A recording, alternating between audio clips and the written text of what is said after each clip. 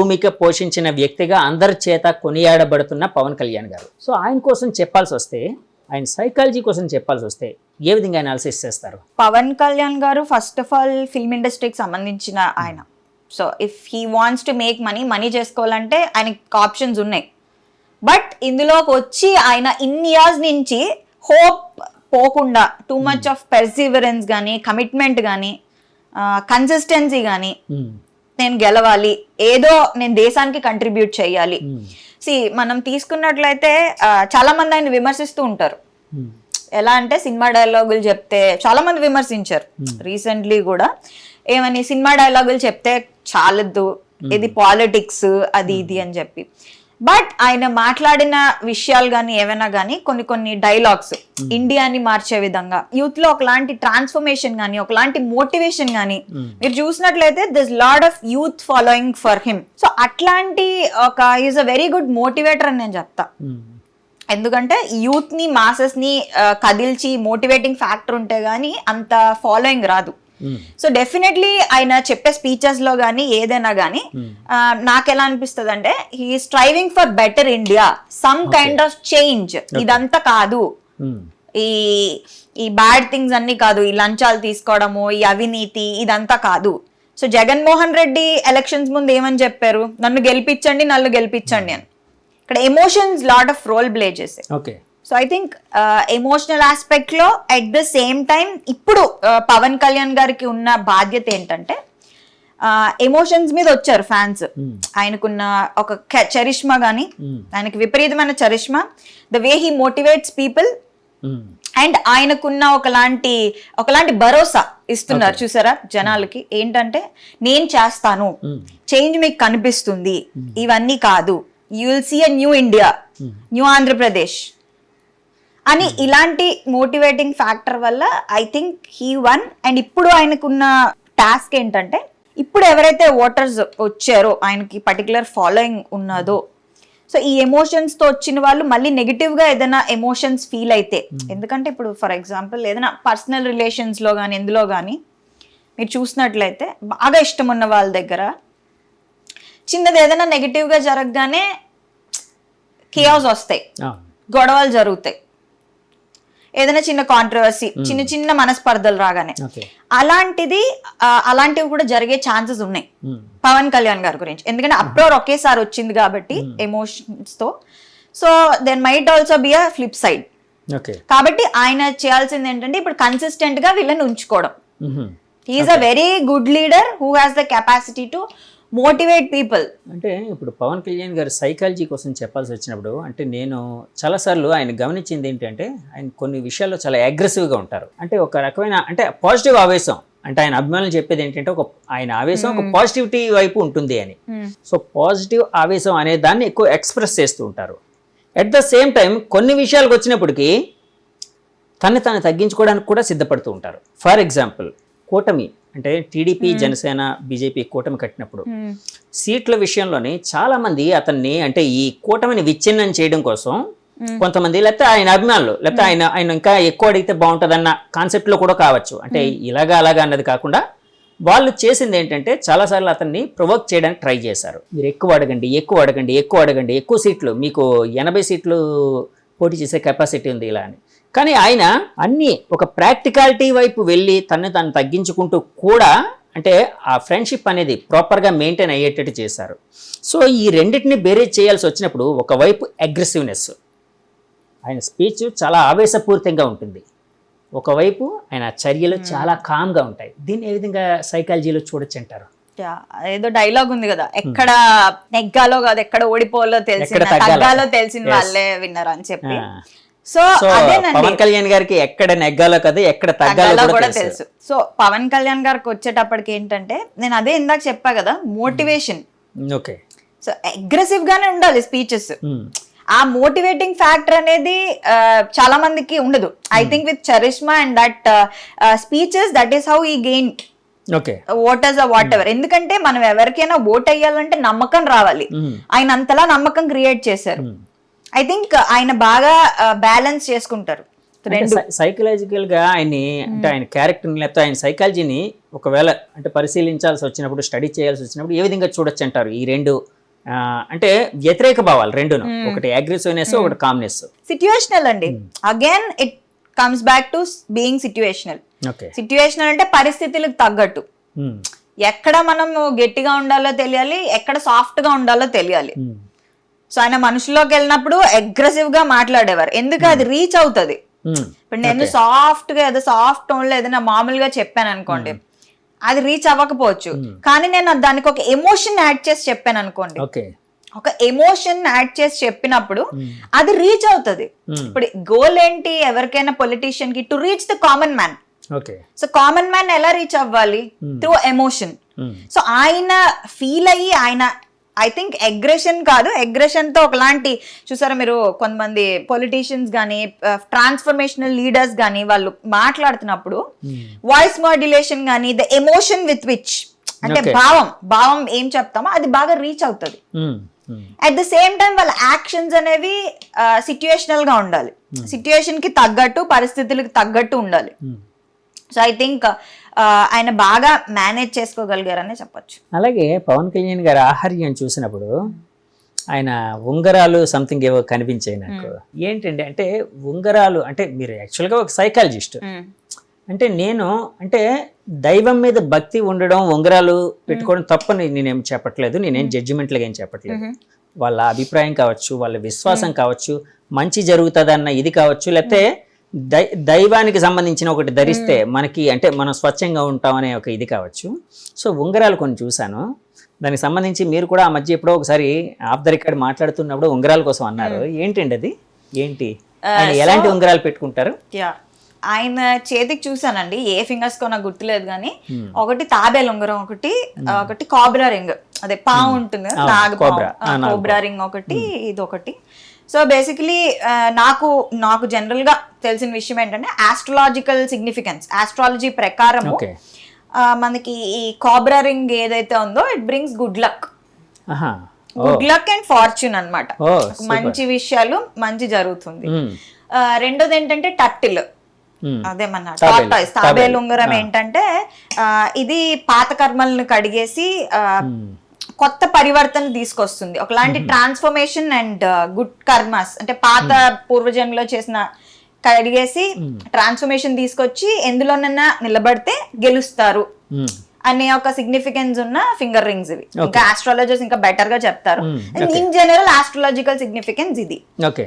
But psychologically దీన్ని తీసుకుని మాట్లాడాలంటే ఎక్కడ ఏది ఎవిడెన్స్ లేదు that wearing rings has psychological impact అని. ఉంగరాలు వేసుకోవడం వల్ల వాళ్ళకి ఏదో నిజంగా వచ్చేస్తుంది, సైకాలజీ ప్రకారం ఎక్కడ రీసెర్చ్ లేదు.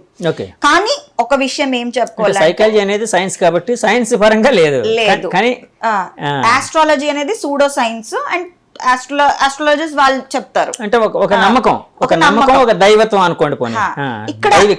ఇక్కడ అది వేసుకోవడానికి సైకాలజీకి రిలేషన్ నేను చెప్తాను ఏంటంటే, ఎవరైనా ఏదైనా అది ఫింగర్ రింగ్ కావచ్చు, లేదా గొలుసు కావచ్చు, లేదా బొట్టు కావచ్చు, ఏదైనా సరే దీనివల్ల నాకు మార్పు వస్తుంది, దీనివల్ల నేను గెలుస్తాను అని గట్టి నమ్మకంతో గానీ ఏదైనా వేసుకున్నారు అనుకోండి, ఒక ఫింగర్ రింగ్ అని ఏదైనా కడియం గానీ నేను ఒక గట్టి నమ్మకంతో దాన్ని వేసుకున్నాను అనుకోండి, affirmation positive energy positive vibe తో నేను వేసుకున్నాను అనుకోండి, ఫెయిత్ హీలింగ్ అంటాం.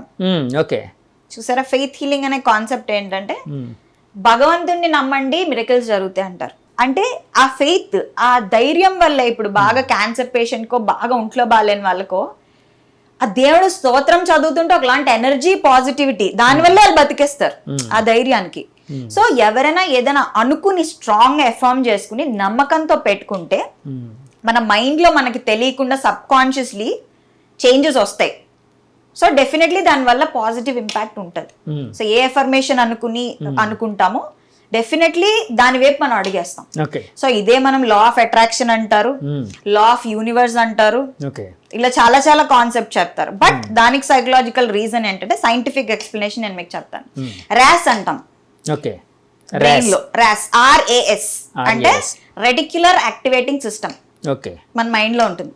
సో ఈ రెటిక్యులర్ యాక్టివేటింగ్ సిస్టమ్ ఏంటంటే ఒక సెక్యూరిటీ గార్డ్ లాగా, లేదా ఒక ఏదైనా హోటల్ బయట ఒక బౌన్సర్ లాగా, సెక్యూరిటీ గార్డ్ లాగా. ఓకే. సో ఎవరు లోపలికి వెళ్తున్నారు మన బ్రెయిన్ లో, ఎవరు లోపలికి వెళ్తున్నారు, ఎవరు బయటకు వస్తున్నారు, ఇది అది అబ్జర్వ్ చేస్తూ ఉంటది arse, reticular activating system. So మనకి ఫర్ ఎగ్జాంపుల్ ఇది రెడ్ కార్ థియరీ అంటారు, రకరకాలుగా మాట్లాడతారు. ఇప్పుడు ఫర్ ఎగ్జాంపుల్ నేను రెడ్ కార్స్ ని తలుచుకున్నాను, రెడ్ కార్స్ లేదా నాకు పదం ఏదైనా నా మైండ్ లో ఉంది, స్పందన లేదా బిర్యానీ లేదా ఆవకాయ లేదా ఎల్లో, ఇలా అనుకున్నాను ఆల్రెడీ. ఫోకస్, నా ఫోకస్ అంతా ఆ పర్టికులర్ దాని మీదే ఉంది. మీరు రోడ్డు మీదకి వెళ్ళారు అనుకోండి, మీకు తెలియకుండా మీకు ఆ రెడ్ కార్ కనబడుతుంది. అంటే ఆ ఫోకస్ అంతా దాని మీద ఉండడం వల్ల మనకు అవే కనబడతాయి, సబ్ కాన్షియస్లీ మనకు కనబడతాయి. కాబట్టి ఈ లా ఆఫ్ అట్రాక్షన్ ఇవి ఎలా పనిచేస్తాయి అంటే, మన ఫోకస్ ఎప్పుడు ఎక్కడ ఎక్కువ తీసుకెళ్తామో దాని పట్లే మనం సబ్ కాన్షియస్లీ తెలియకుండా యాక్ట్ చేస్తాం. అందుకే యు ఆర్ రెస్పాన్సిబుల్ అంటారు. ఇప్పుడు సింపుల్ ఎగ్జాంపుల్ చెప్తానండి ఇది ఎలా పనిచేస్తుందో, ర్యాస్ ఇన్ యాక్షన్ అని చెప్పి. ఎగ్జామ్ రాస్తున్నారు, ఇప్పుడు ఎగ్జామ్ రాస్తున్న వాడికి ఏదో ఒక ఎగ్జామ్, మంచి ఎగ్జామ్ రాస్తున్నారు, అక్కడ ఇన్విజిలేటర్లు కొట్టుకున్నా వినిపించదు, వెనకాతల పెద్ద పెద్ద సౌండ్లు పెట్టి సౌండ్ సిస్టమ్లు పెట్టి డాన్స్లు వేస్తున్నా వినిపించదు, ఇంకేదో జరిగిపోతున్నా వినిపించదు. ఎగ్జామ్ క్వశ్చన్ ఆన్సర్ ఫోకస్ తోనే రాస్తారు, మిగతావన్నీ మ్యూట్ అయిపోతాయి. ఎలాగా చెప్పండి? అలాగా మామూలుగా అవే స్టిమ్యులై ఉంటే చదువుతున్నప్పుడు ఇంట్లో అబ్బా ఇవన్నీ పెట్టేశాడు, కాన్సన్ట్రేషన్ ఉండదు అనుకుంటా. మీరు ఎగ్జామ్ హాల్లో ఏం చేస్తారు? అంటే ర్యాస్ అనేది ప్రాపర్ గా యాక్ట్ చేస్తుందనా అక్కడ? ర్యాస్ అనేది ఎవరికి వాళ్ళు, నేను ఎందు మీద ఫోకస్ పెడితే అదే నాకు సబ్ కాన్షియస్లీ నేను యాక్ట్ చేస్తాను దాని మీద. ఇప్పుడు నేను గెలుస్తా గెలుస్తా గెలుస్తా అనుకుంటే సబ్ కాన్షియస్లీ మీరు దాని వైపు ఇచ్చేస్తూ ఉంటారు మైండ్, డెఫినెట్లీ. అందుకే అంటారు సెల్ఫ్ టాక్ అంటారు, విన్నట్లయితే ఇదంతా ట్రాష్ అనుకుంటారు, ఇదంతా నిజం కాదు అనుకుంటారు, కానీ మైండ్ మీద బాడీ మీద. దీన్నే ఇప్పుడు న్యూరోప్లాస్టిసిటీ అంటున్నారు. యాక్చువల్గా సీక్రెట్ అనే బుక్ లో కూడా అదే చెప్పారు. సీక్రెట్ అనే ఒక ఫేమస్ బుక్ రెండవ ఉంది, ఆ బుక్ లోని అదే చెప్పారు. లా ఆఫ్ యూనివర్స్ అన్నాను, లా ఆఫ్ అట్రాక్షన్ అన్నాను. సో ఇవంతా ఇదే. చాలా మంది ఏంటంటే ఇదంతా ఇదంతా అది అనుకుంటారు, బట్ డెఫినెట్లీ మనకి మనం ఏం మాట్లాడుకుంటాం, మనకి మనం రెగ్యులర్ గా మన మైండ్ లో ఏం రన్ అవుతాయి thoughts, every thought will count. So మనకి మనం ముందు నమ్మాలి. సో ఎందుకు అనే దానికి నేను ఇంత సైంటిఫిక్ ఎక్స్ప్లెనేషన్ ఇస్తున్నాను.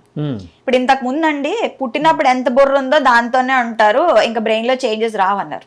ఇప్పుడు ఏంటి న్యూరోప్లాస్టిసిటీ, మీరు ఆలోచించిన విధానం, మీరున్న సిట్యుయేషన్ బట్టి మీ విధానాన్ని మార్చుకోవచ్చు, మీ మైండ్ సెట్ ని మార్చుకోవచ్చు.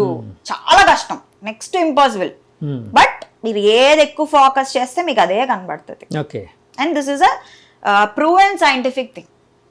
సో అది. So coming back to Pawan Kalyan గారు, ఐ థింక్ ఆయన నమ్మకంతో వేసుకున్నారు కాబట్టి పాజిటివ్ ట్రాన్స్ఫర్మేషన్ మైట్ హ్యాపెన్. ఇప్పుడు ఆ ఎగ్జామ్ రాసేవాడు ఎగ్జామ్ మీద ఫోకస్, అంటే ఎగ్జామ్ బాగా రాయాలి, లేకపోతే దాని మీద సబ్ కాన్షియస్ గా పనిచేస్తూ ఉండడం వలన అతనికి ఎలాంటి శబ్దాలు ఎలాంటి డిస్టర్బెన్సెస్ లేకుండా దాని మీద ఫోకస్ పెడతాడు.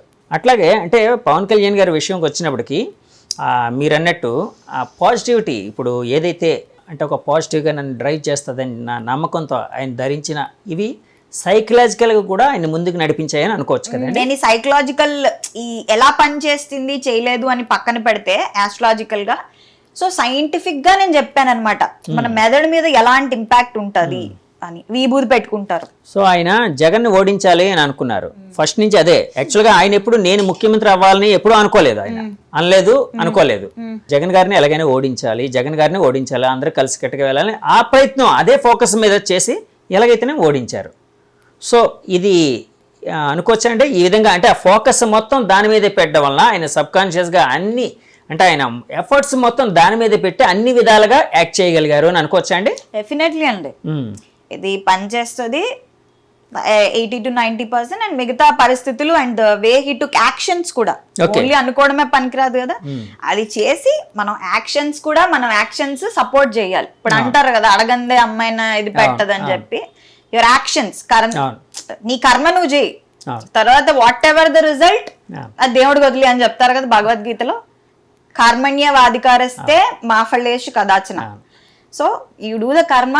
అవును. So I think he followed it and he so మనసా వాచా కర్మన దాని మీద ఫోకస్ పెట్టారు అంతే కదండి. మనసా వాచా కర్మన అంటే 100% ఎఫర్ట్. డెఫినెట్లీ అండి. ఎన్నిసార్లు ఆయన ఓడిపోయినా సరే కన్సిస్టెన్సీ గానీ చూసినట్లయితే ఆ ప్రజల్లోకి వెళ్ళి దూసుకుపోవడం కానీ అది ఎక్సలెంట్. అలాగే ఇందాక బొట్టు కోసం ఏదో చెప్తున్నారు, కొంతమంది బొట్టు విభూతి పెట్టుకుంటారు ఏదో అని చెప్తూ ఉన్నారు, ఏంటండి అది? నమ్మకంతో ఇప్పుడు హాస్పిటల్ ఎవరో ఉన్నారండి, బొట్టు తీసుకెళ్లి విభూది బొట్టు పెడితే బాగుంటది, ఎందుకు చేస్తారు? ఇంపాక్ట్. ప్రసాదం తీసుకో మంచి జరుగుతుంది, లేదా హనుమంతుడు నిమ్మకాయ పెట్టుకో మంచం దగ్గర బాగుంటది. సో ఇవన్నీ నేను నమ్మను అనను. ఇప్పుడు నేను సైకాలజిస్ట్ అయినా నాకు కూడా పర్సనల్ బిలీఫ్స్, పర్సనల్ నమ్మకాలు, టేస్ట్లు ఉంటాయి. ఎందుకంటే సైకాలజిస్ట్ అయినంత మాత్రాన్ని మనిషి కాకుండా పోరు, ఎవరి నమ్మకాలు వాళ్ళు. బట్ సైంటిఫిక్లీ మాట్లాడుకోవాలంటే ఇవన్నీ కూడా ఫెయిత్ హీలింగ్ లోకి వస్తాయి. యాజ్ అ సైకలాజికల్ పర్స్పెక్టివ్ లో మాట్లాడుకోవాలి. యాక్చువల్గా ఇస్రో వాళ్ళు కూడా ప్రతిదానికి ముందు అక్కడ గుడికి వెళ్ళి అర్చన చేయిస్తారు కదా, దాని మీద కొంతమంది నాస్తికవాదులు కూడా దాని మీద అనేవారు కదా, మీరు సైంటిస్టులు సైన్స్ కోసం ఆలోచించే వాళ్ళు మీరు మళ్ళీ దేవుడిని నమ్మడం ఏంటి, ఆస్తికత్వం ఎందుకు అన్నట్టే అనేవారు. కానీ ఎవరి నమ్మకాలు వాళ్ళవి మీరు